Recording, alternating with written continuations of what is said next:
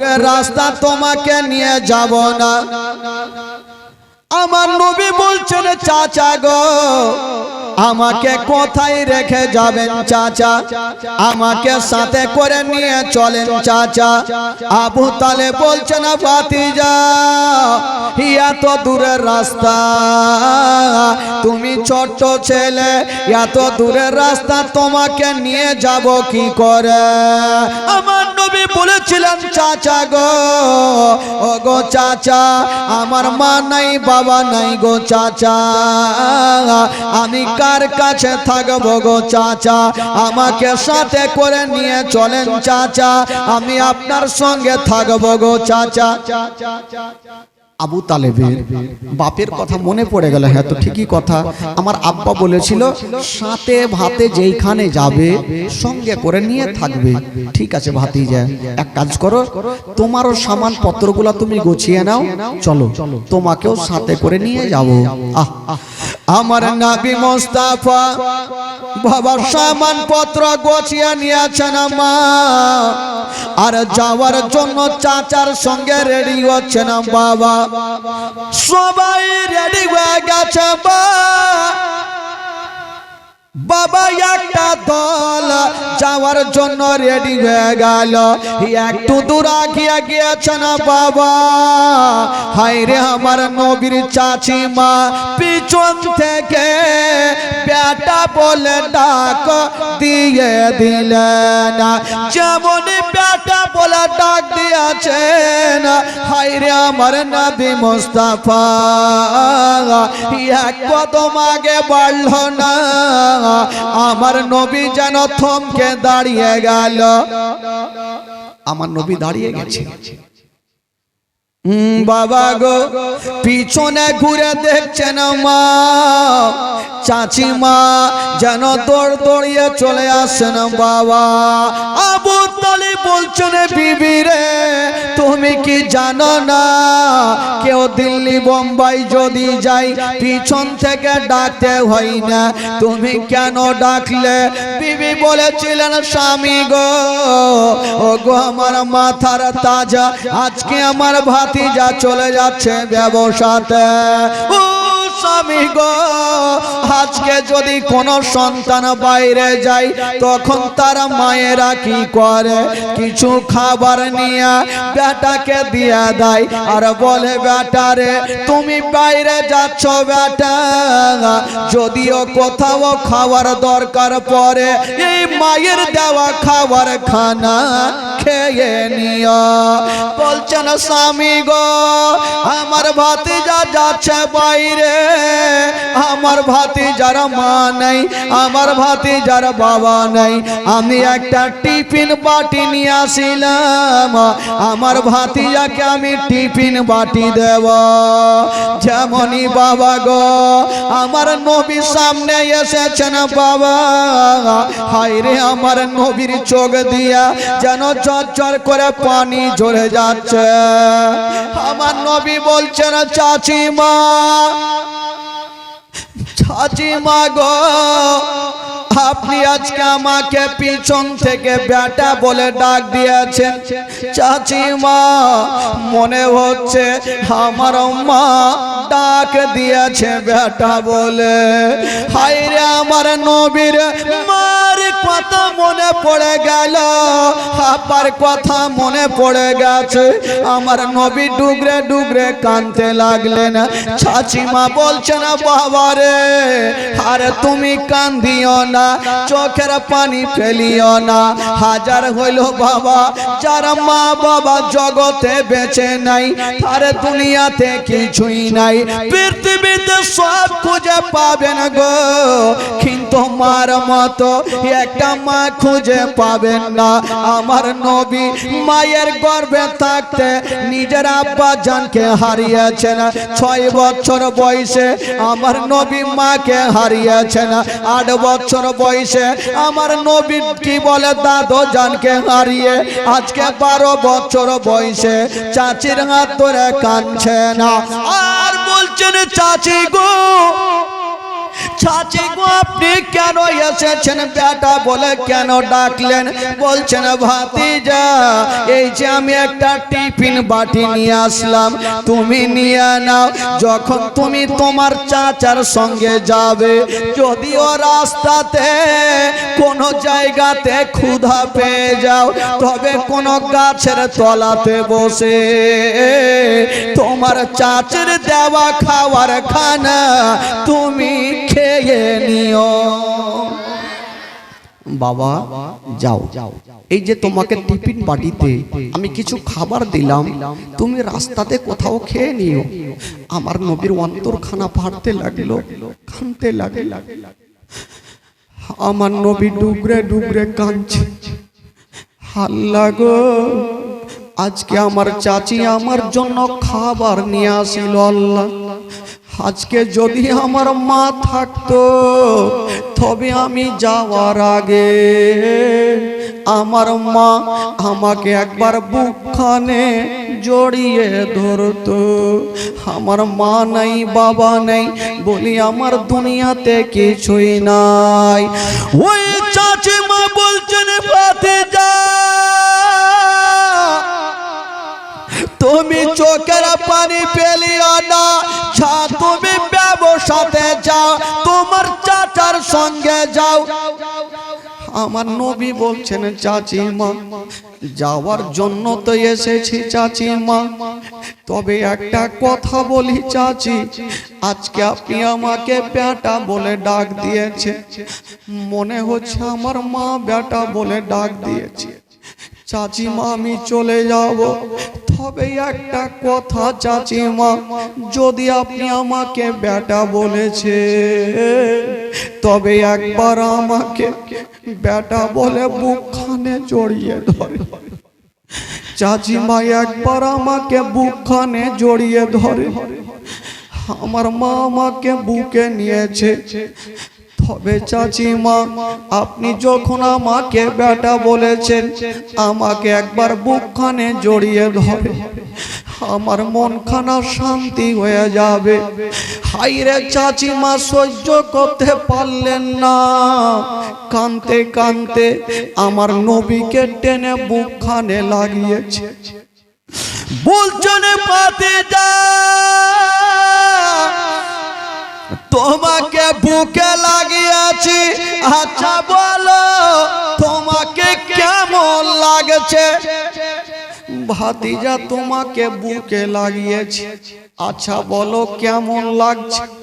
আমার নবী চাচির বুকে লেগে গিয়ে বলছেন চাচি আজকে আপনি আমাকে বুকে লাগিয়েছে, মনে হচ্ছে আমি আমার মায়ের বুকে লেগে গেছি, মনে হচ্ছে আমার মা বুকে লাগিয়েছে।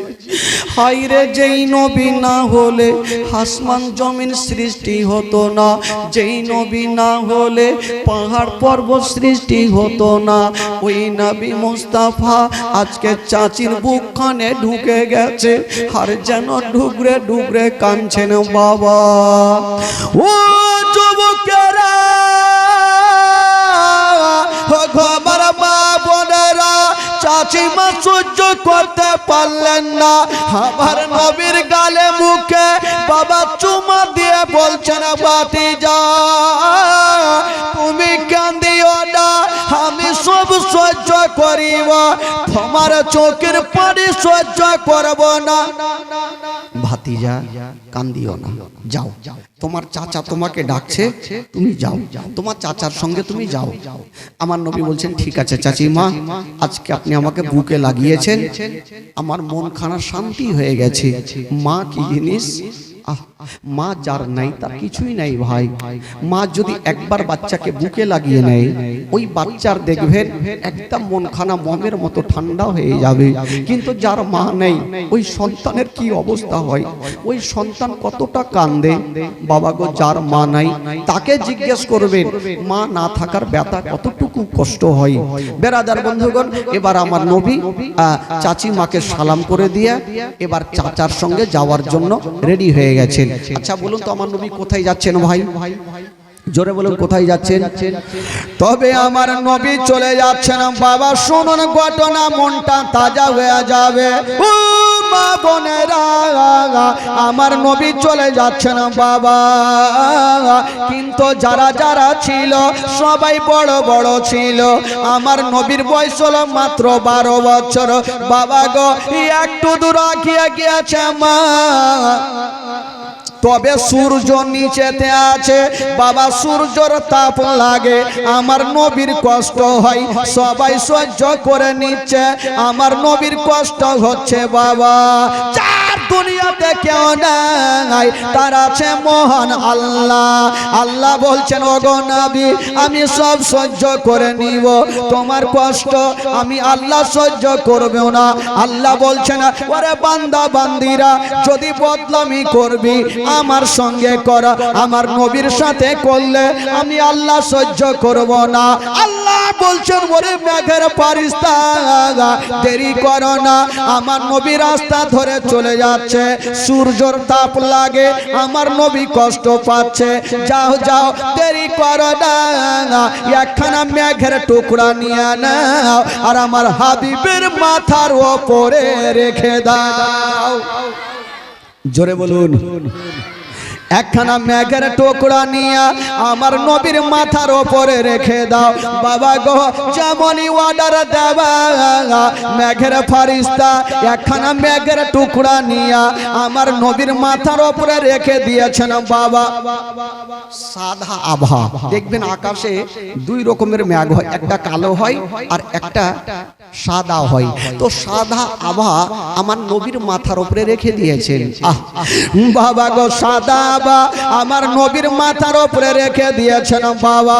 নবী যদি ডান দিকে চলে, মেঘের টুকরা খানা ছায়া করে ডান দিকে চলে, নবী যদি বাম দিকে চলে, মেঘের টুকরা খানা ছায়া করে বাম দিকে চলে, নবী যদি দাঁড়িয়ে যায়, মেঘের টুকরা খানা ছায়া করে দাঁড়িয়ে যায়, নবী যদি চলতে লাগে, মেঘের টুকরা খানা ছায়া করে চলতে লাগে। ওই মেঘের টুকরা খানা আমার নবীকে ছায়া করে যাচ্ছে না বন্ধুরা, কেউ জানতে পারে না, জানে মহান আল্লাহ। আচ্ছা বলুন তো ভাই, মেঘের টুকরা খানা আমার নবীর মাথার উপরে ছায়া করে যাচ্ছেন, আমার নবী জানে কি জানে না? একটু জোরে বলুন, জানে কি জানে না? আমার নবী সব জানে, মেঘের টুকরা খানা ছায়া করে চলে যাচ্ছেন। সুবহানাল্লাহ। কবি লিখেছেন বাবা, ও মেঘ এসে ছায়া করেন মোর নবীর মাথাতে, সরপ এসে হাওয়া করেন মোর নবীর গায়েতে, মেঘ এসে ছায়া করেন মোর নবীর মাথাতে, সরপ এসে হাওয়া করেন মোর নবীর গায়েতে। সামনে দুটি হাত, সামনে দুটি হাত রহমতেরি সাকিনা, সামনে দুটি হাত রহমতেরি সাকিনা, দিন দুনিয়ার বাদশা সেজে তাজদারে মদিনা। তাই হালিমা তোমার কোলে কে এসেছে দেখো না, ও কি মেরে দেখো না, কাছে গিয়ে দেখো না, তার হয়ে দেখো না, খুশবু সঙ্গে দেখো না, দিন দুনিয়ার বাদশা সেজে তাজদারে মদিনা। জোরে বলুন, ও শিশু বেলে দয়ার নবী গেলেন একদিন ময়দানে, সূর্য তখন লুকিয়ে দেখেন নবী আছেন কোনখানে।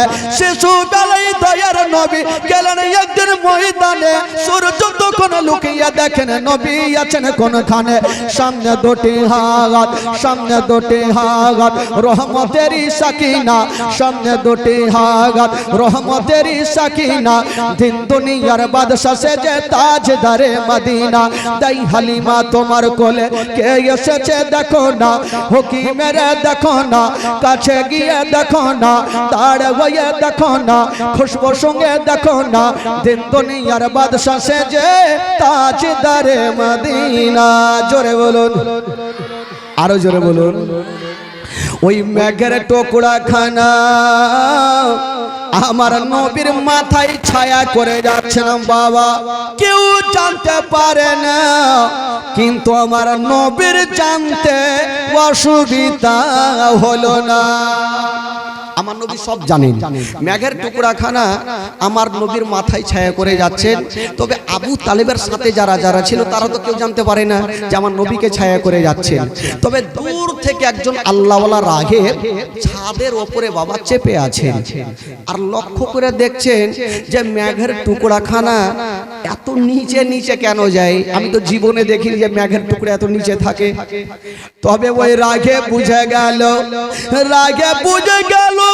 ওই তলের মধ্যে হয় আল্লাহর ওলি আছে, নচেত আল্লাহর নবী আছে। আল্লাহর ওলি হবে, না হলে আল্লাহর নবী হবে, নচেত এই মেঘের টুকরাখানা ছায়া করে সাধারণ লোকে যেতে পারে না। রায়হেব চট করে নিজের একটা গোলামকে ডাকছেন, এই গোলাম।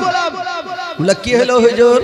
বলে ওই যে তাড়াতাড়ি যাও, ওই যে দেখছো দলটা চলে আসছে, আমার বাড়িতে একটু নিমন্ত্রণ করে আসো। গোলামটা বড় বড় চোখ করে দেখছে।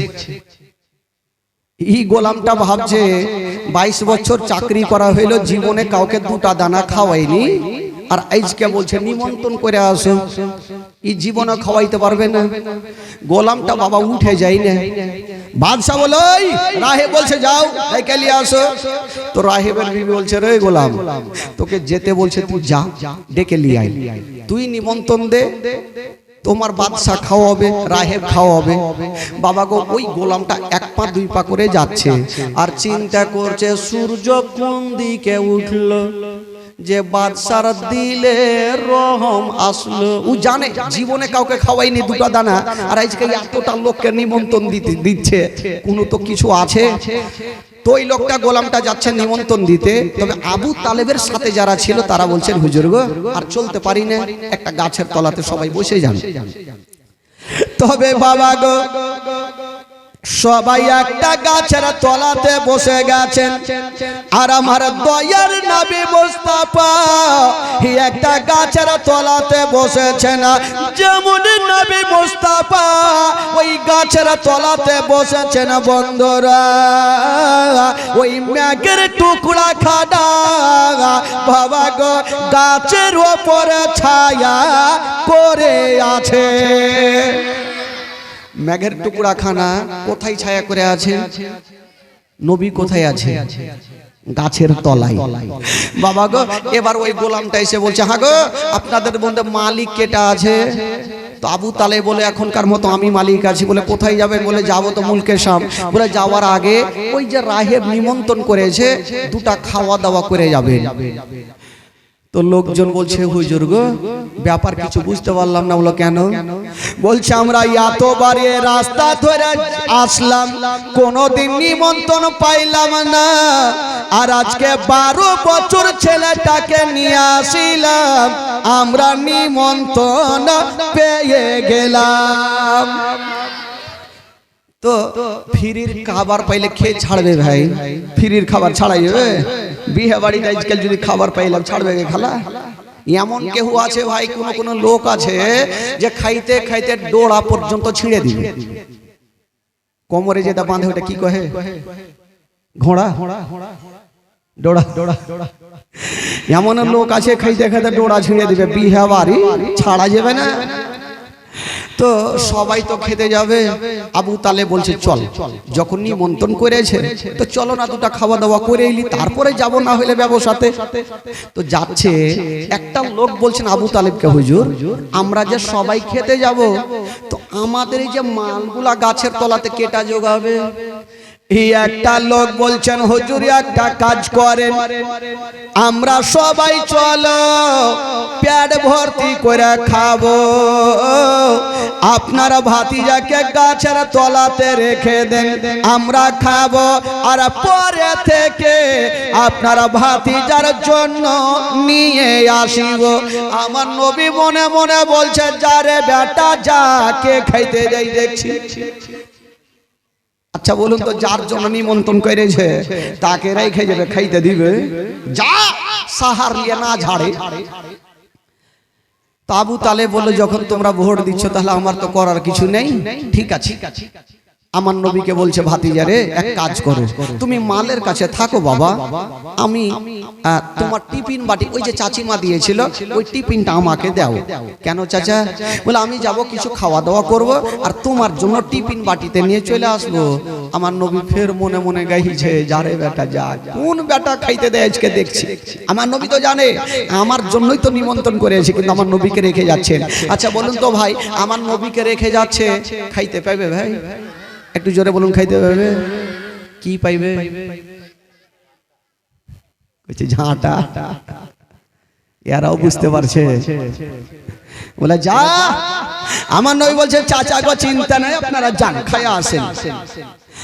হিনারা বাবা চলে গেছেন খাওয়ার জন্য। আমার নবী গাছের তলাতে বসে থাকলেন, মালগুলা জোগাচ্ছেন। চাচা চিন্তা নেই, যতক্ষণ আপনারা আসবেন না আমি এখান থেকে হিলবো না, মাল জোগাইতে থাকবো। ঠিক আছে বাবা, চললাম। বাবা ইনারা চলে গেছেন, রায়েবের দরবারে বসে গেছে। রাগে বলে সবাইকে লাইন ধরে বসিয়ে দাও। বসিয়ে দিয়েছে, সবাই খুশি আছে, বাপরে আজকে পাবো উটের মাংস। উট জবাই করেছে ভাই, উটের মাংস পাবো। লাইন ধরিয়ে বসিয়েছে, থালা দিয়েছে, পানি দিয়েছে, এখন পর্যন্ত ভাত দিল না। লোকজন ভাবছে থালা দিল, পানি দিল, ভাত তো অবশ্যই দিবে। তাকিয়ে ধরা আছে, ভাত দেয় নাই। গোলামটা ওইদিকে মনে মনে বলছে, আমি জানি আমার মালিকের মতন কাঞ্জুস কেউ নেই। এখন জিলাপি এক মাস চুই শাক খায় আর ওই জীবনে খাইতে দিবে। নিমন্ত্রণ দিয়েছে কিন্তু খিলাইবে না। এবার আবু তালেবের সাথে যারা ছিল এরা চিন্তা করছে, এই বেটা খাই দিবে না তো নিমন্ত্রণ কেন করলে? পাতা দিয়েছে, পানি দিয়েছে, ভাত দেয় না। রাগে বলছে দাঁড়িয়ে যাও, এখন ভাত দিতে হবে না। ভাত দিতে হবে না মানে? রাগে বলছে দাঁড়াও, আমি ছাদের ওপরে যাব, তারপরে নিচে নামবো, তারপরে খাবার দিব। লোকজন বলছে বেটা নিমন্ত্রণ দিয়ে ফের ছাদে কি করতে যাবে? কি হুড় কানতে যাবে নাকি রে? কিসের জন্য যাবে ছাদে? তবে কেন যাচ্ছেন রাহেব?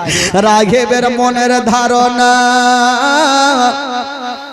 যদি নবী আমার বাড়িতে আসে তবে মেঘের টুকরা খানা ওই গাছের ওপরে না, মেঘের টুকরা খানা আমার বাড়ির কি বলে ছাদের ওপরে থাকার কথা।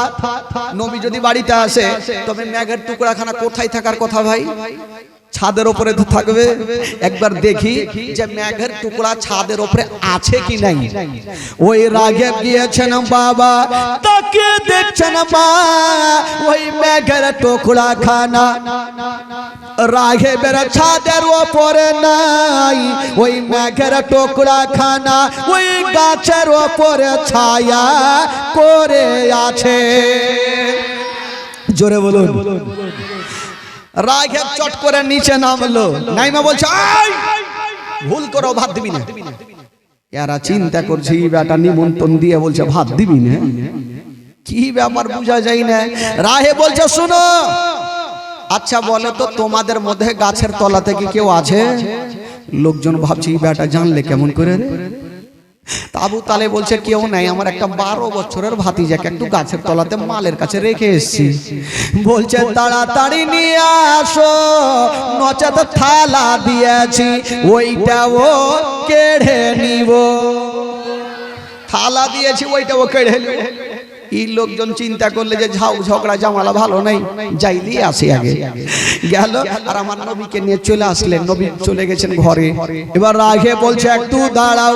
এবার ছাদের ওপর থেকে আসে রাইব, যেমন ছাদের ওপরে যাচ্ছেন বন্ধুরা তাকিয়ে দেখছেন বাবা ওই মেঘের টুকরা ওই গাছের ওপরে নাই, মেঘের টুকরা খাডা রাহেবের ছাদের ওপরে ছায়া করে আছে।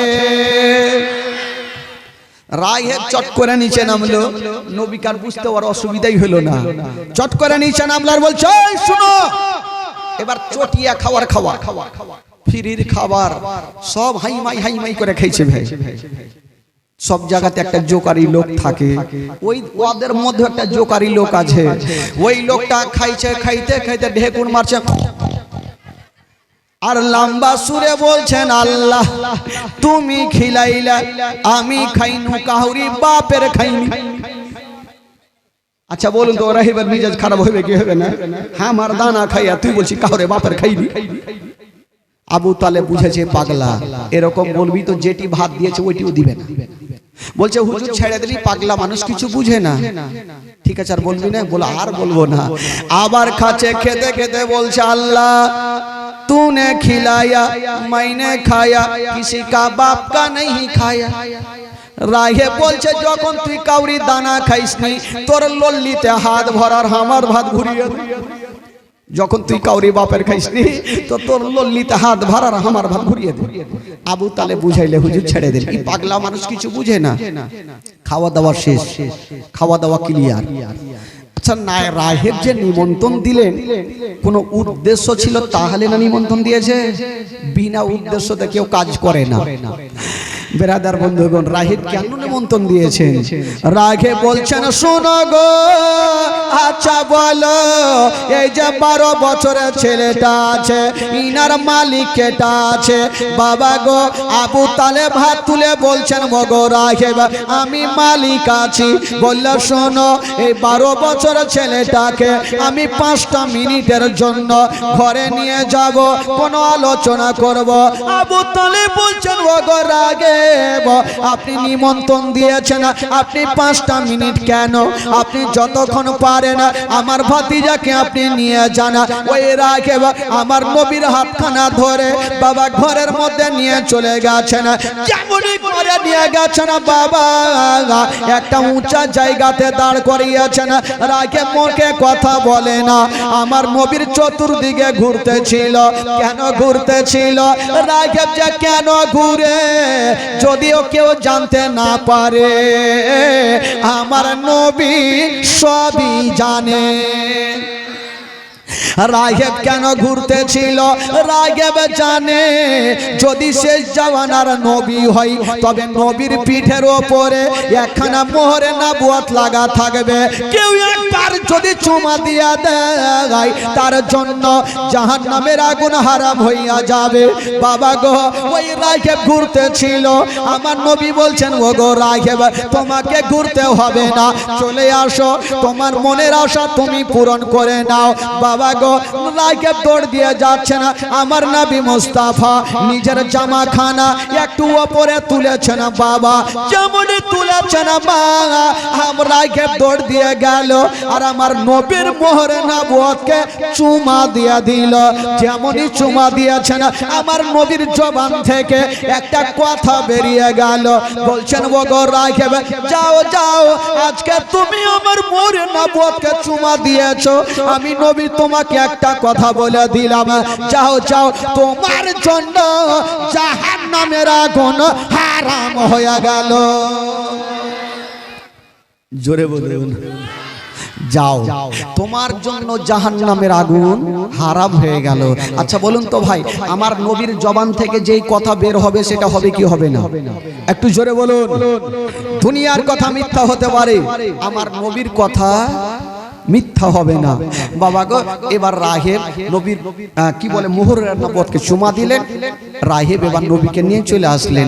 আবু তালেবকে জিজ্ঞেস করছেন, ও আবু তালেব আপনার এই 12 বছরের ভাতিজাকে নিয়ে যাবেন কোথায়? বলল যাব মুলকে শাম। বললে খবরদার যেও না। বলল কেন? বলল এই জন্য যেও না, এই ছেলেকে যদি নিয়ে যান তবে জিন্দা ঘুরবে না। বলল কেন? আমার ভাতিজা কাউকে গালি দেয় না, আমার ভাতিজা কাউরি কাঁচালে পা দেয় না, আমার ভাতিজা কোনোদিন অন্যায় করে না, কেন আমার ভাতিজাকে ঘুরতে দিবে না? ওই রাই বলছেন, শোনা গো আবু তালেব আপনার এ ভাতিজা কোনো সাধারণ ছেলে নয়, আপনার ভাতিজা হলো শেষ জামানার নবী। আপনার ভাতিজা হলো শেষ জামানার নবী। যখন 40 বছর বয়স হবে তখন ইসলাম প্রচার চালু করবে। ইহুদিরা যদি জানতে পারে ইনি হবে শেষ জামানার নবী তবে তাকে ঘুরতে দিবে না। আবু তালেব ভয় পেয়ে গেল। কি করলেন? যত মালগুলা ছিল একটা বুসরা বলে শহর ছিল, সেইখানে বিক্রি করে দিয়ে বাড়ি যাচ্ছেন, বাড়ি চলে এলেন। তবে আবু তালেব ভাবছেন দূরে গেলে হয়তো লাভ বেশি হতো, কাছের শহরে বিক্রি করে বেশি লাভ হবে না। যেমনই বাবা গো হিসাব করে দেখা গেল দূরের শহরে গিয়া যতটা লাভ হইতো না, কাছের শহরে বিক্রি করে তার থেকে বেশি লাভ হয়ে গেছে। জোরে বলুন, আরো জোরে। দূরের শহরে গিয়ে যতটা লাভ হইতো না, কাছের শহরে বিক্রি করে তার থেকে বেশি ডবল লাভ। বাবা গো আচ্ছা বলুন তো, আমার নবী যার কাছে থাকবে তার লাভ হবে না লস হবে গো? আরো জোরে বলুন, আরো জোরে। লাভ হবে, কখনো লস হবে না। এবার আমার নবী থাকতে লাগলেন, চাচার কাছে থাকতে থাকতে দিন যায় সময় কাটে, দিন যায় সময় কাটে। আস্তে আস্তে করে আমার নবীর বয়স হয়ে গেল 25 বছর। জোরে বলুন সুবহানাল্লাহ।